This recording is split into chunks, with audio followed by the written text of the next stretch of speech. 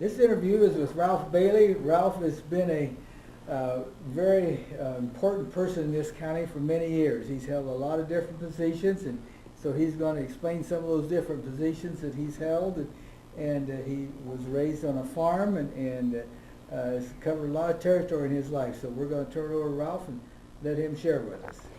I am Ralph Bailey. I was born in 1927 in Goshen, Indiana, and I'm 88 years old, and I've seen a lot of changes in my lifetime.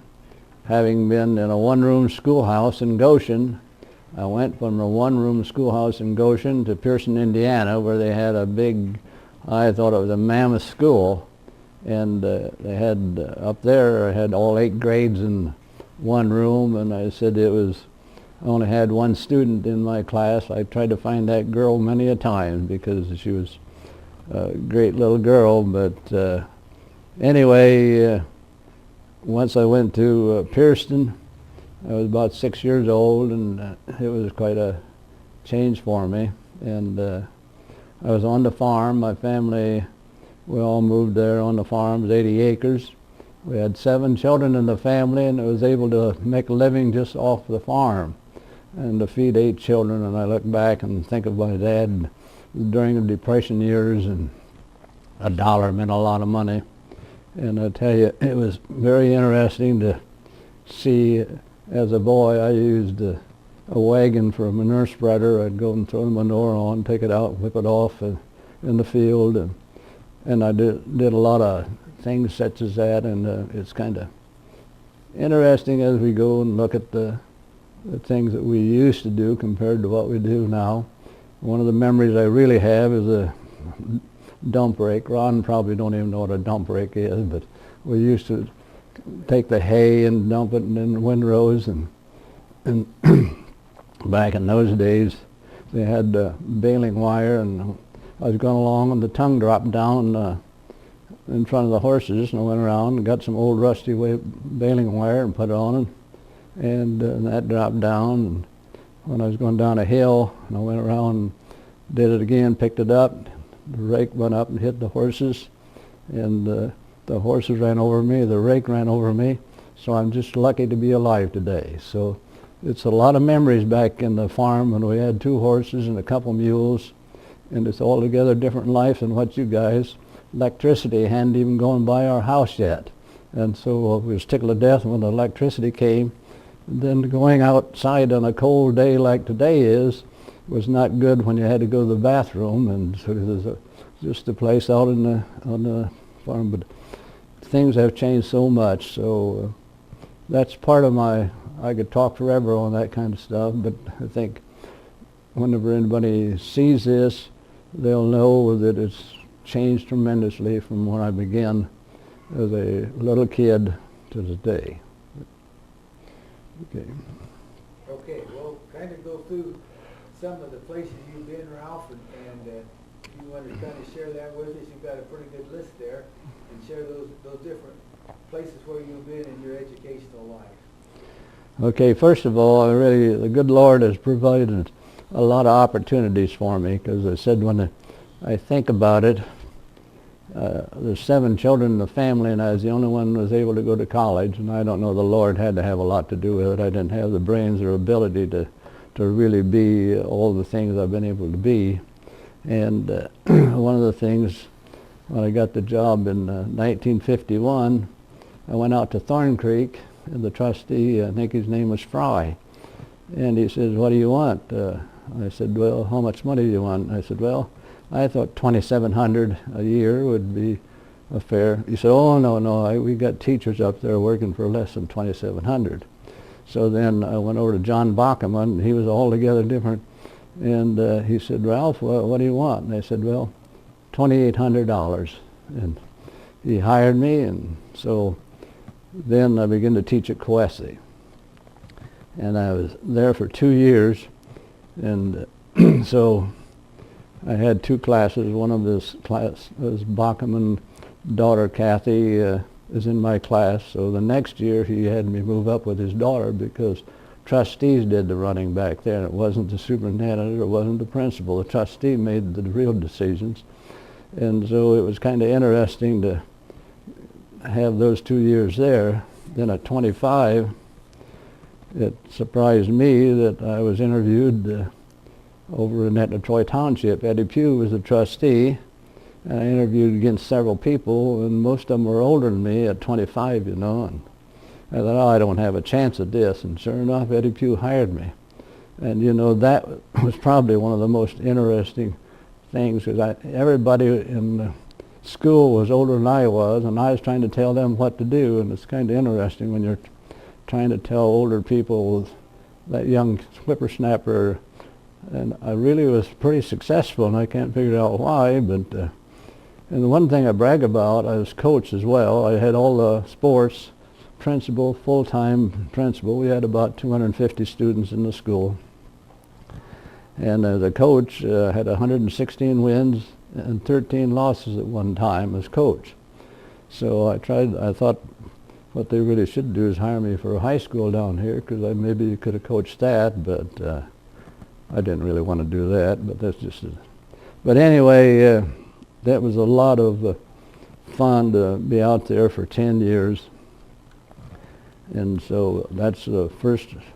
I came to Whitley County in 1951. I moved into Harry Bennett's place. He was out in a farm.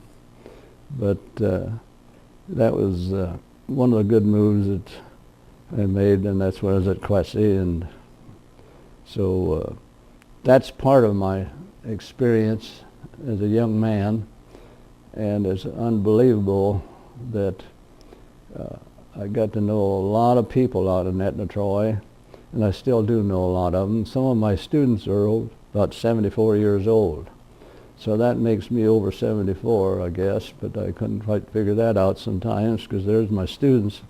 And so I'll kind of jump into some of the things that I've done, and where I got my education and so forth.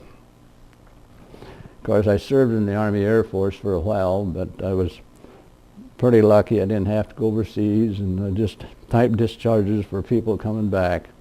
But for young people, the wars today are a lot different than the wars were back when World War II was on. I graduated from Pearson High School in 1945, Manchester College in 1951, Indiana University in 1955, and I got my superintendent stakes from Ball State in 1966. And as I indicated, I had taught at Quessy, and then I taught as a principal out at Etna Troy.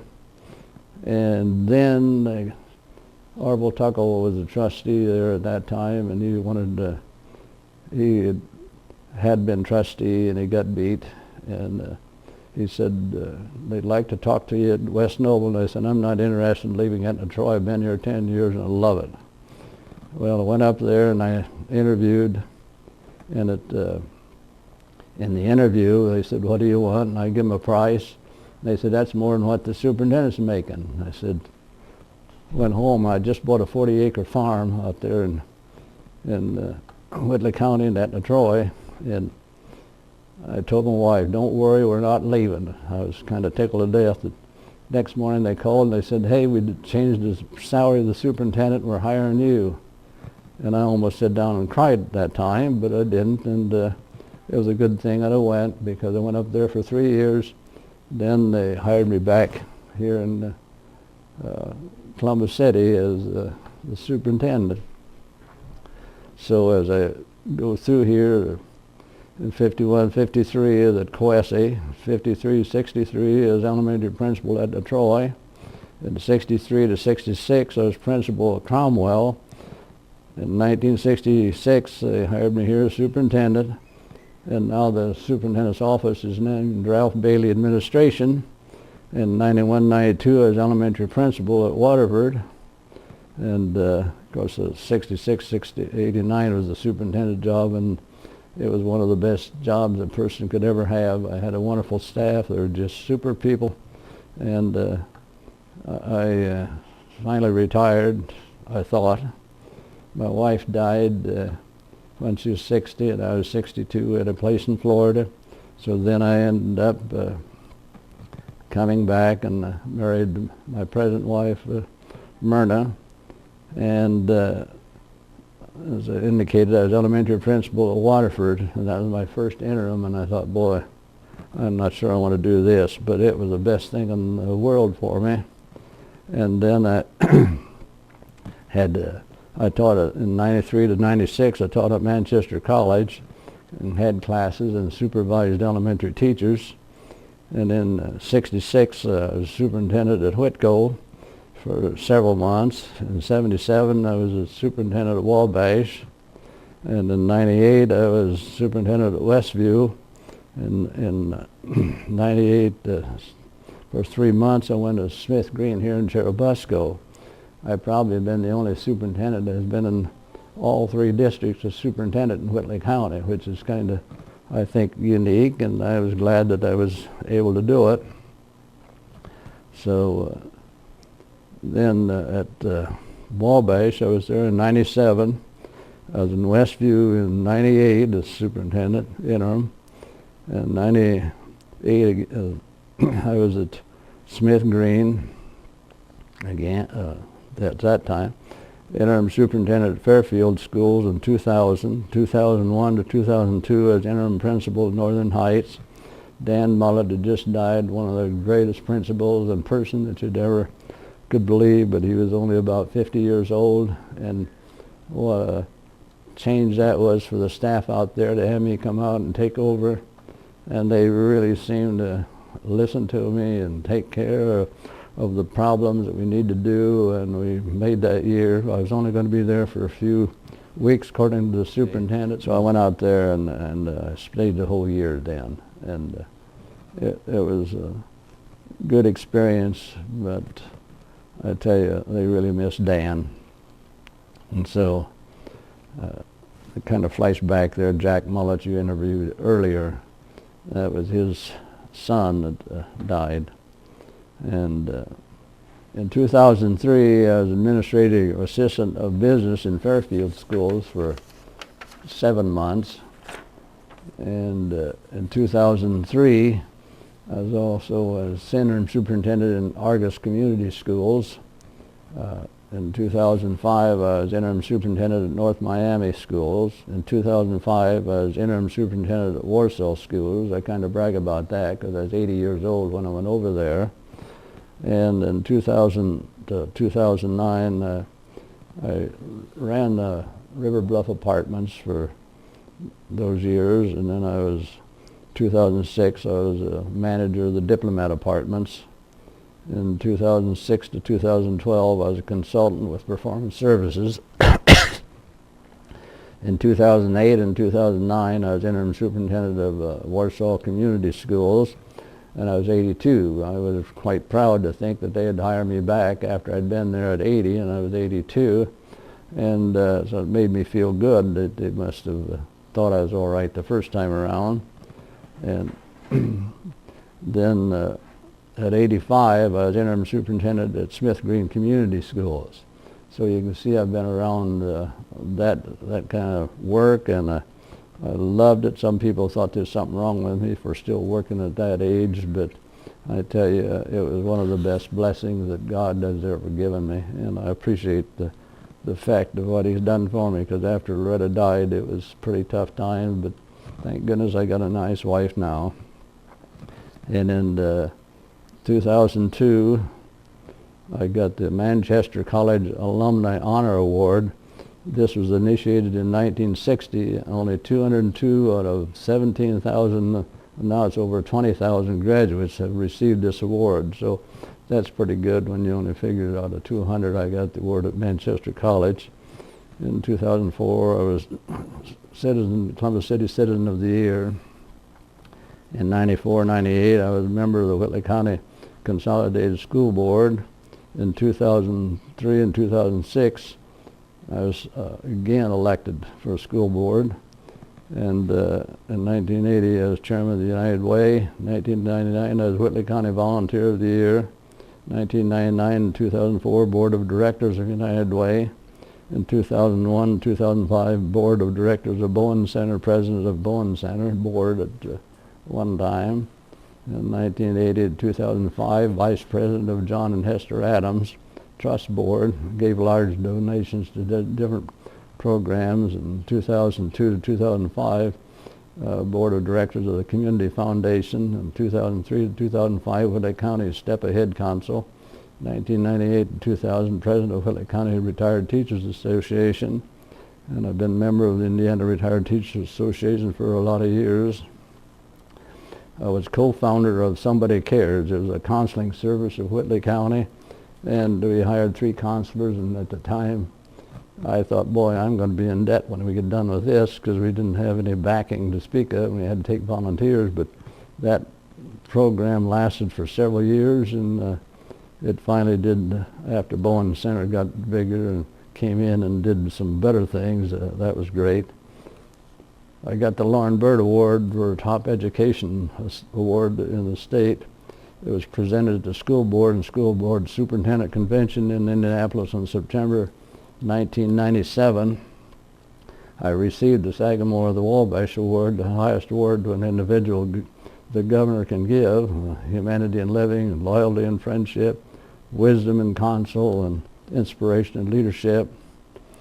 State International Reading Association Award for outstanding contribution to reading council activities and outstanding contributions to media. I had the Sina Cody Memorial Award, Media Award, presented by Association of Media Educators.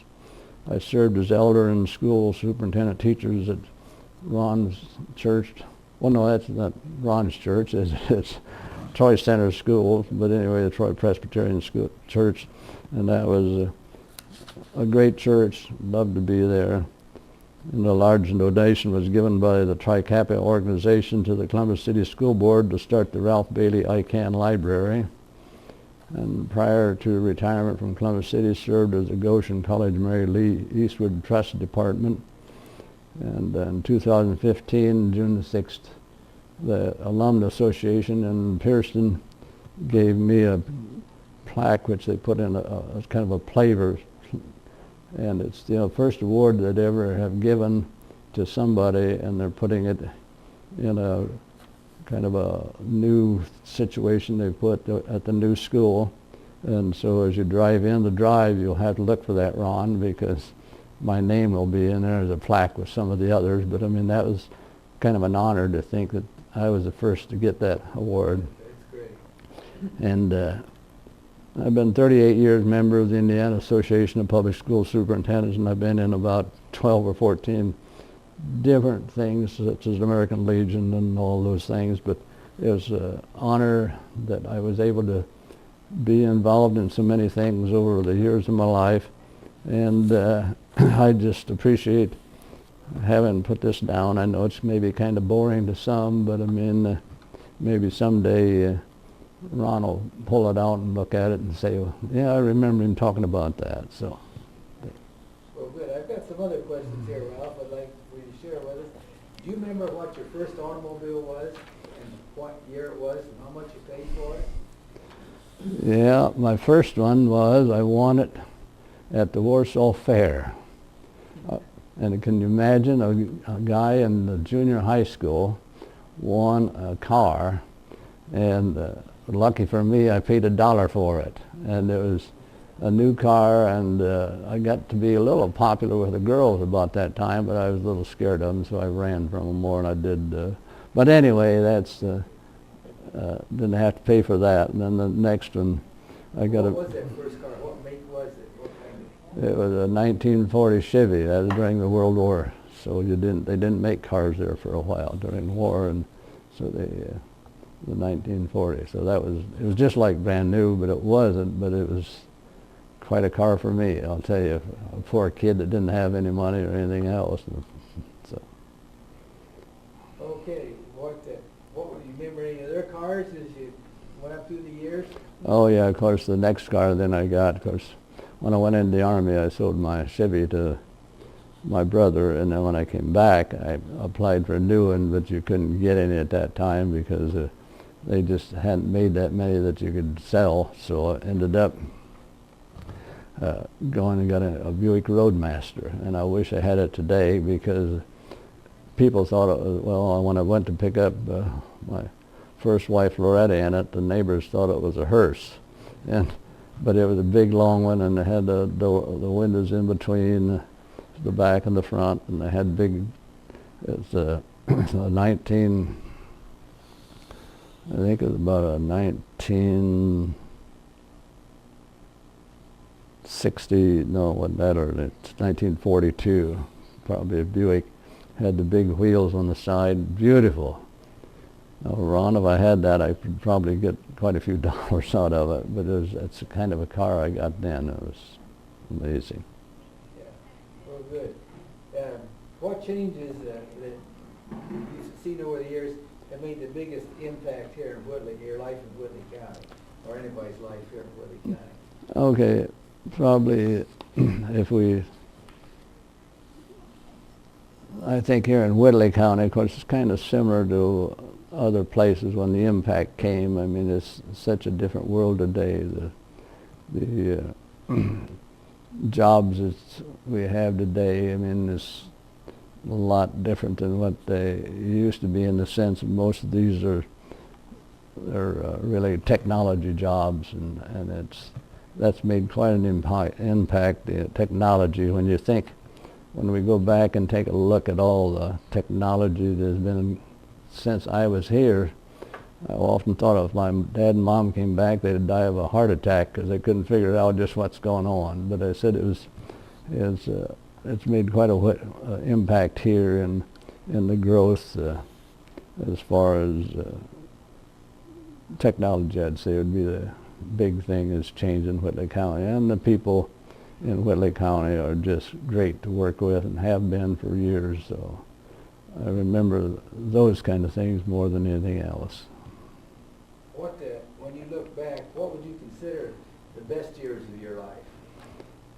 Okay, probably I had a lot of great years prior to Loretta's death, but I mean, I think the thing that I can brag about the most is to have been able to have been hired by people who was willing to take a chance with me and continue throughout all those years that I just mentioned of doing the things I was doing, and it was such a wonderful opportunity to do all those. And when you look back and think, here's a poor kid coming from a poor family, and that's what I always continue to end up. Ron knows this too. The I can if I think I can, and somebody cares. Those were different themes that I would use at the school, because I think it's just a matter of believing you can and work toward that goal and so forth. So to any students that would happen to watch this, I know that whatever family you come from, because we know that some of you have a very difficult time and others don't, but even all of us need to believe that we can if we think we can. If there's something that you think you can achieve, you just keep working. You don't always win. You don't always, sometimes you fail, but sometimes your failure is what makes you be better later on. And so just keep working hard as students and just try to do more, because I'm an example, and it wasn't me. I have to give God always the credit here, because when you come from a poor family, you don't have any money, and you still get into college, and you just kept creeping along and doing on, and so just as far as students is concerned, or anybody as far as that goes, because we have our good days and we have our bad days. So that's what I always say. You have a choice. You can either be positive or negative, and there's times that you know that negative will begin to creep in there, but you got to think, no, stay on the positive side, because just like you, young man that's doing the photography here, I said if you continue to be positive and so forth, you'll gain and not always get what you want, but you keep trying till you do get what you want. And of course, a lot of people have a lot of money. I don't have a lot of money because I gave more money away than what I made, and you don't stack up money, but money is not the most important thing in the world. It's how much you care about other people, what you do for other people. And I believe maybe for some things I've been mighty lucky, because I've been able to give back more than I got, and that's a big thing. Of course, I'm recommending that you do put out some money for your retirement, because if you don't in the future, I feel for the young people of today, because our government has some way of spending more money than they have, and who else to pay for it except the children. Like our new school, I'm proud of the fact that they're going to have an $85 million school, because 50 years from now, hopefully that school will still be able to run, and our grandchildren are not paying all these debts and stuff that we as adults and go ahead, Ron. Okay, anything else? I appreciate you taking the time. Anything else you'd like to share with us before we close, Ralph? Well, I think one of the things I think that has hurt public schools today is the legislators and the governors, the last two governors.